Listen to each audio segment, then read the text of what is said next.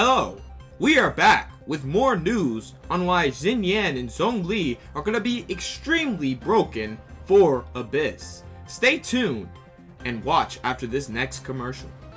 What is up, guys? Welcome back to another Genshin Impact banger video. It's your boy ZHONGLI here. Y'all already know this intro. Y'all already know. Ooh, it's got something in my eye. Hold on. But what is up, guys? Welcome back to another video. In today's video, we are going to be going over Xinyan and ZHONGLI and why they are so probably going to be the unstoppable force in Abyss. Now, before we even get into this video, I just want to say, if you are new here, if that subscribe button is red, if that like button is gray, go ahead and smash that subscribe button. Make it great, guys. Go ahead and join the subscribers on the grind to 1,300 because y'all are amazing and we hit 1,200. Thank y'all so much. I love y'all, Whisker Gang. Whisker Gang on top. Y'all already know. And also smash that like down below. Make it from gray to blue. Y'all already know what to do. Y'all gonna like this video. You know what I'm saying? But alright, without further ado, let's get into this video. Okay, so how about this? We could go over Xinyan first, but it's crazy because these units are built so right for Abyss. It makes absolutely no sense, right? So what I want to do, as you know, Abyss has lots of enemies you're going to be going against. So it's just the fact how these characters are built that they could deal with tough situations like that. That's why they're going to be really good for Abyss, and I feel like they're probably going to reach, like, they're going to have the top tier list for best characters for Abyss, right? So anyway, y'all know Xinyan, y'all know her normal attack. She is a Pyro Claymore user. She has 4 consecutive strikes on normal. Charge attack takes stamina, y'all already know this. But then we have where it all comes in as well, and this is the Sweeping Fervor. You're probably saying, how does this even correlate to the Abyss, right? Well, it's because not only is this her elemental skill is where she brandishes her instrument, dealing pyro damage on nearby enemies as soon as she uses it. And then she forms a shield made out of her Audience's passion, meaning the more enemies she hits, as you can see, hitting 0 to 1 enemies grants shield level 1, ad-lib, hitting 2 enemies grants shield level 2, lead-in, and hitting 3 or more enemies grants shield level 3, which is rave, which will also deal intermittent pyro damage to nearby enemies. So, and then when this is unleashed, it infuses Xinyan with pyro. It has a 250% damage absorption. And by the way, this scales on her defense, so the more defense you have, the stronger this shield is absolutely going to be. So what I want to talk about this is how is her elemental skill going to correlate to Abyss? Well, first things first, right? As you can see, her passive also says decreases the number of enemies Sweeping Fervor must hit to trigger each level. So basically you're skipping level 1 completely and go straight to level 2 or level 3. And in Abyss you're going to have a lot of enemies around you. So you're going to be proccing level 3 a lot, meaning you're going to have tons of damage, and you're also going to have the intermittent pyro damage to nearby enemies, right? So what's good about this shield is once you put the shield on, it has 250% damage absorption. Also, the shield scales with her defense. The more defense you have, the stronger her shield's going to be. She's also causing you to do pyro damage. Not you technically, but the shield constantly hits people with pyro damage. I'm going to show you the video right after I go over a little bit more about the shield. So once you put the shield on, it scales off of her defense. You can swap between your characters and it goes to your characters. And 250% damage absorption. It's going to be a strong shield. It even causes pyro so that you can cause elemental reactions and just like proc elemental reactions and do tons of damage, right? And then that's not all. The shield does not stop there, guys. The shield does not stop there, because the other passive is when a character is shielded by Sweeping Fervor, they deal 15% increased physical damage. So when you're in this shield, you're going to be doing even more damage. Like it's crazy to me. Of course, physical damage is only white damage. Of course, you guys should know that. But so that 50% increased physical damage is going to be really good for some characters though, aka Keking, aka it's going to be definitely good for ZHONGLI. You know what I'm saying? Any character that can spam white damage, right? So let me go ahead and show you the video, right? Okay, as you can see right here, she's about to proc the shield. Shout out to Neptune. She proc the shield. Now you see her physical attack increase. Okay, it went from doing a little bit of damage to consistent almost 4,000 damage. And as you can see, her shield is not only protecting her, but dealing pyro damage little bits of pyro damage to all the enemies around her, which is burning their shields, which is causing them to have this pyro effect on them, which can, you know, proc for elemental reactions, and then you can just do tons of more damage, depending on if you want to use Xinyan with like a Electro, or you want to use Xinyan with a Cryo, or anything like that, or Xinyan with a Hydro, which will be very insane because, you know, Vaporize does tons of damage, right? So it would be really insane to see what she could do, you know, proccing elemental reactions like that. How she you put the shield on, boom, you have a shield that scales off of her defense. Higher your defense, stronger the shield. 250% damage absorption, deals pyro damage, infuses your character with pyro damage, so you're dealing pyro damage all around yourself, all around to the enemies. And then you can swap to a Hydro character. You still have the shield, you're still causing the infused pyro, and then you could just boom, wipe the field. And I'm talking about child, guys. You can wipe the field, guys. I'm talking like you're gonna do tons of damage. I actually can't wait for her to come out, because I'm probably gonna actually get her, because I want to see how she actually works with child as well as ZHONGLI, because she can also support ZHONGLI for how he works. And you know, it's just broken. This whole thing is broken. Given this shield to any character is broken for the damage absorption, and then basing it off of her defense, and then giving the elemental reactions for pyro, and then like just giving that 15% additional physical attack. That is just broken, absolutely broken. So this is her elemental skill, and that is how it will work so well with Abyss. It will destroy Abyss basically, right? And also protect you so you can take minimum damage, right? So let's go ahead and go over her elemental burst as well. Now you're probably saying, why does this even like do anything? Like, what does this do? Well, right here, strumming rapidly, Xinyan launches nearby enemies and deals physical damage to them, hyping up the crowd. The sheer intensity of the atmosphere will cause explosion that deals pyro damage to nearby enemies. So what you're not only doing is you're gonna set them on fire, basically. I'm gonna start saying that. You're gonna inflict them with pyro, right? And then before you inflict them with pyro, you're going to do a massive amount of physical damage and knock them away, and then hit them and inflict them with pyro. And what this is gonna do is this is gonna also set up for reactions if you have a reaction-based team, or like if you're just like using ZHONGLI, this is just a good way to get everybody off of you or something like that. In Abyss, it's gonna do tons of damage as well. I actually want to show you this as well, right? Okay, so as you can see, she's over here, boom, look at that. And I'm not sure if it puts a shield on her, guys. Let me know down in the comment section below. But she has a shield on her as soon as she did it. So look, it's launching them away. 15k for physical damage, right? If you put the shield on before that and get the 15% additional physical damage, I think that's going to do a lot of damage. So she did 15,000 damage to everybody around her, and then set them on fire with pyro. And that is absolute. Look at this damage. Look at this. Boom. Everybody's gone. Even the big slime. I feel like she is going to be so good for Abyss. So tanky, doing tons of damage depending on how you build her, supporting the team if you want her to be that. You want her to be a DPS, she got it. She could do that. You want her to be a support, she definitely could do support. She has the best of both worlds, and this is absolutely really good. That's the good thing about this character and why she's extremely broken. So this is why she's going to be really good for Abyss. If you have any questions, or if you have any more information you want to say of why she would be good for Abyss, let me know down in the comment section below. I would love to hear that. But from what we're seeing, once she comes out, she's gonna be crazy. She's gonna be a good support, good DPS. She's gonna be good for AoE. And as you can see, if you run the Black Cliff on her, you already know you kill 3 enemies, you get 12% attack per enemy, and then it could go up to 36%, and you can do tons of damage. But you have to kill 3 enemies, and you have like 30 seconds to do all this damage. And I feel like when you have that weapon and you're in Abyss and you're killing all those enemies, you're gonna be proccing that passive on the weapon the whole time, so it's gonna be doing tons of damage. And for the second stat of the weapon to be crit damage, it makes it even more viable. Like, it makes it like so strong. And if you build it off of crit damage, pyro damage, or like, you know, crit damage, physical damage, pyro damage, since she does a lot of physical damage, as you can see, and then she does some pyro damage, but like physical damage is mainly what you'll see from her. It's absolutely insane, guys. Like, she is going to be a monster. We're going to see how she works in Abyss. She's going to be really good. So anyway, let's go ahead and move on to ZHONGLI. Alright, guys, here we have ZHONGLI, guys. The husbando himself, okay? So y'all already know he is a Geopolon.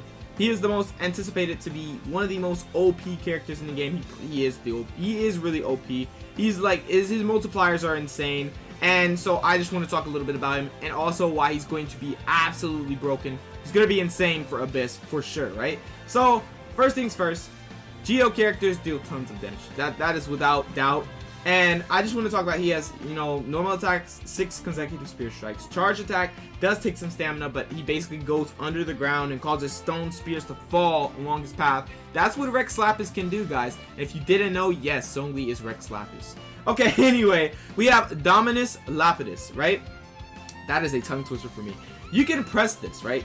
And it will command, basically you will pull out a stone stele that deals AoE Geo damage. Additionally, the stone stele will resonate with other Geo constructs in the vicinity, dealing Geo damage to surrounding enemies. The stone stele is considered a Geo construct and can both be climbed and used to block attacks. So you can climb this, jump down, do plunge damage, you can do anything like that. And while you're doing all this, you are causing a whole bunch of Geo damage. Why is this good, you're probably asking? Why is that good?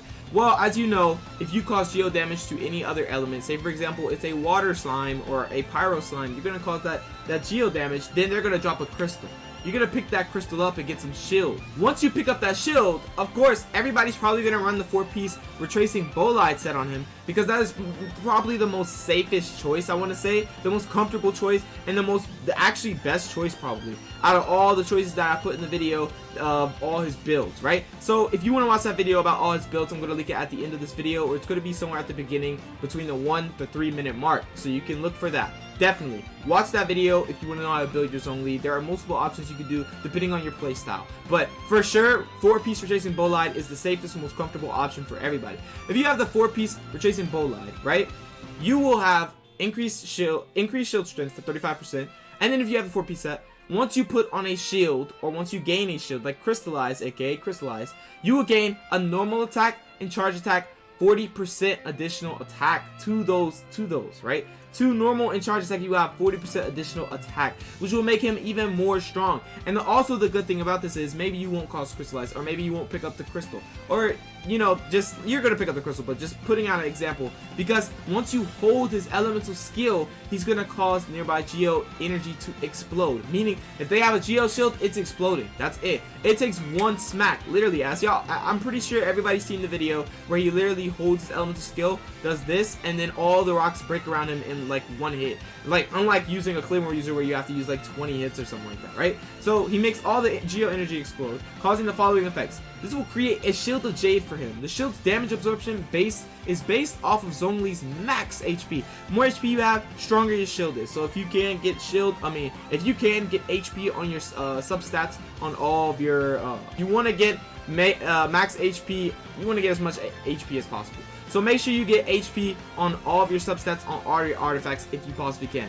And for the main stats, you want to focus on, depending on how you play, if you play white damage, physical damage, attack percent, crit damage. If you play elemental burst damage, Geo damage, attack percent, and crit damage.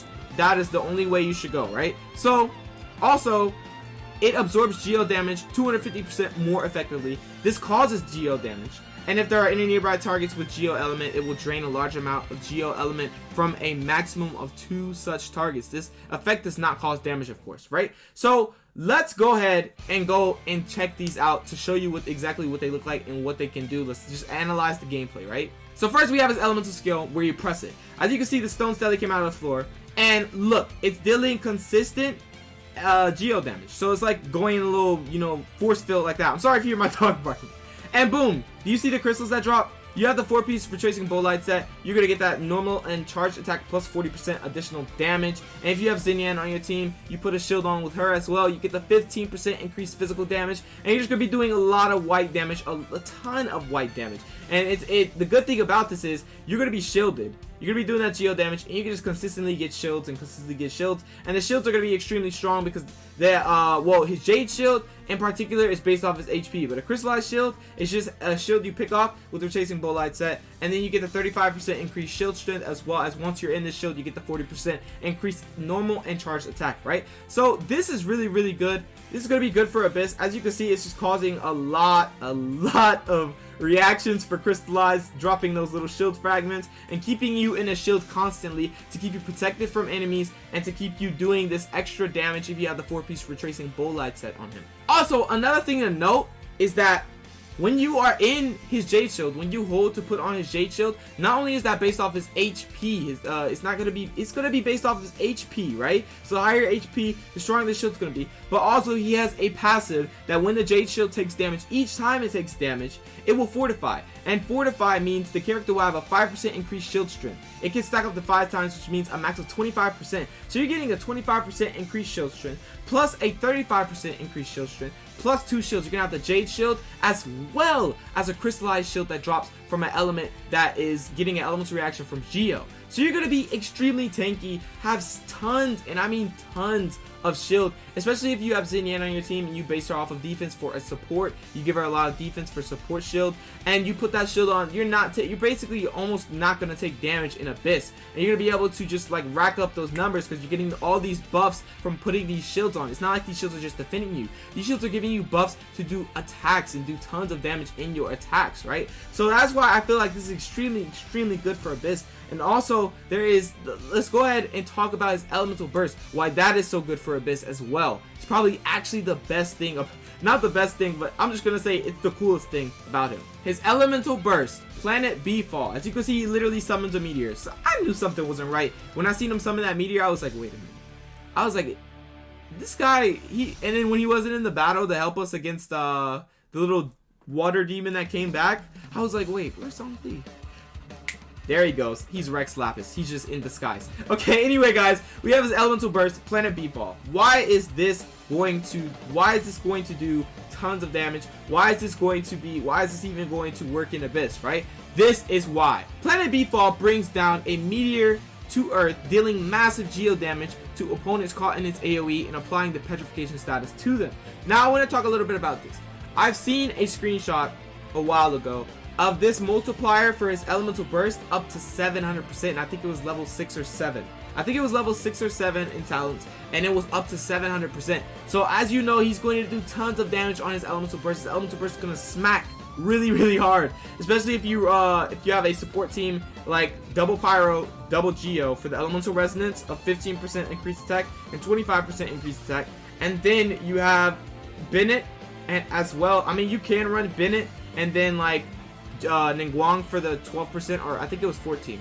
Nah, it was 12% increase, no, 14% increased geo damage, or 12% increased geo damage with her Jade Shield that she puts out once you walk through it. And then you run Bennett for his Elemental Burst, you max that out, boom, throw that down, you're getting additional damage depending on the level of your Bennett's Elemental Burst.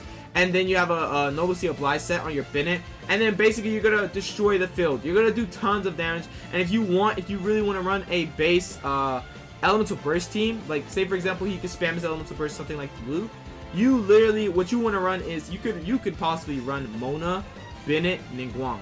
That is going to maximize his Elemental Burst damage because of not only Bennett's Elemental Burst, Ningguang's Elemental Skill to give you more geo damage, and then Mona's ability to increase your damage with Omen, and then also put a water explosion on your enemies of a lot of percent depending on how much you leveled it up. So you're gonna be doing tons of massive damage in Abyss if you combine this team, especially, I mean, but what this is for really, I'm just saying the potential of what it can do, but what this mainly is for is just gonna petrify all the enemies and deal tons of damage. When it deals tons of damage, boom, everybody is immobilized. Now, in the past leaked stuff, there were things saying that petrification, after you petrify an enemy and then they're petrified, they take additional damage once you hit them while they're petrified. We don't know that yet. Once he comes out, we will know exactly what that is and if it is a thing or if it just, immobilizes them. Either way, it's really useful because you're going to be freezing all your enemies. It's going to give you time to probably heal if you need to, which you're probably not going to have to heal because you're going to have tons of shields at all given times, literally, especially if you run Xinyan, Bennett, Zhongli, and Ningguang. You're gonna have tons of shield, like constantly. You're gonna be a strong DPS and strong support, and it's just gonna be broken. Him and Xinyan are absolutely gonna be broken for Abyss, and that is really it. I just wanted to talk about all this. These really correlate. It's absolutely insane. And another thing is his Elemental Burst has an additional. Listen, guys. His Elemental Burst does not scale off of his HP. His passive just gives him an additional damage that is equal to 33% of Zhongli's max HP. So having a little bit of more HP will be really good because it'll give him that additional 33% damage that's equal to his max HP. So that'll be really good if you want to go, you know, elemental burst base. But either way, he can do both. He can do physical damage. He can do white damage a lot, or he probably can do elemental skills, elemental burst, elemental damage a lot. We don't know yet. Once he comes out, we'll see everything, see exactly how he works. I'm just anticipating this. He's going to be extremely, him and Xinyan, perfect duo for Abyss. He's going to be extremely good in Abyss, and it's just going to be broken. I can't wait for this to come out, guys. I really am gonna go broke. Y'all said y'all want to see these summons, so what I'm gonna do is I'm probably gonna spend every penny I have in my wallet to get Zhongli. Potentially I'm going to do that. But anyway, guys, that is really about it for this video. Let me know down in the comment section below if you think they're really good for Abyss, or if you think they have a certain build that's going to be really good for Abyss, or a certain team they could be built around with that's good for Abyss. Let me know down in the comment section below. You already know I like to see y'all's opinions and like to hear new stuff. And then also potentially people that come into the comment section are going to see it and they're going to be like, hey, you're right. And it's going to give them some ideas. And that's always nice to give somebody ideas, right? So anyway, guys, that is really about it for this video. If you did enjoy this video, go ahead and smash the like button down below. Join the subscribers on the grind to 1,300, baby. Y'all are amazing. We hit 1,200. I love y'all so much, and I appreciate y'all from my whole heart. I thank y'all so much for joining the Whisker Gang and being part of the Whisker family. It makes me so happy, okay? Y'all are all such beautiful people and beautiful friends to me. And also, smash that like button. Y'all know y'all enjoyed this content. If it did help you, go ahead and smash it. You already know. But anyway, guys, I love y'all, and I will catch you in the next video. Peace out.